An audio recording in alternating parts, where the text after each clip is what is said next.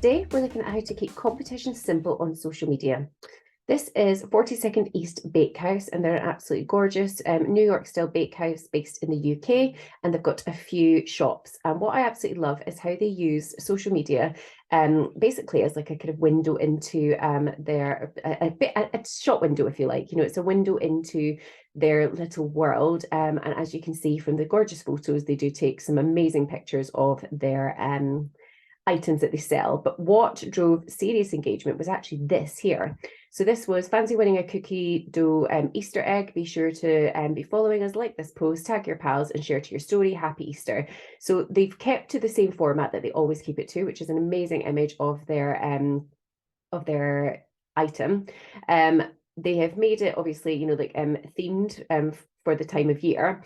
But they've just kept it really simple. They've not gone into loads of detail. They haven't even done any T's and C's or anything like that. It's just basically, it was just a little ploy to drive a little bit of engagement on over, you know, basically a bank holiday, if you like. So they've kept it simple by asking you to follow them, make sure you like the post, make sure you tag in a friend, and then you share it to your story, and then they'll be monitoring it that way. And look, so that's had 54 engagements, 18 shares, 54 comments there. And as you can see, it's lots and lots of people that have been tagging in all their friends. So why would they do that? So this one person has tagged in, say, 4 other people.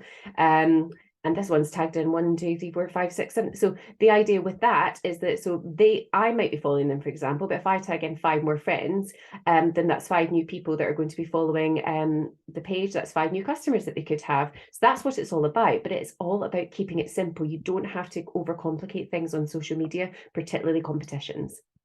So if I was these guys, one of the things that I'd want to do is make sure that I am fully immersed in understanding how social media is performing for me. And one of the best ways of doing that is to go onto the Maybe dashboard, and then on the left, it would be their posts. So you would see their weekly best posts. So for example, that one would have come up, you know, with because that had the most engagement out of all of their other posts.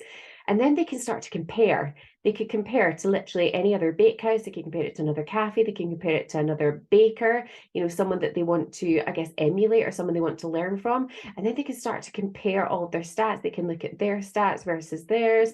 They can look at what's working for them. They can start to understand how people are feeling about them. You can understand sentiment.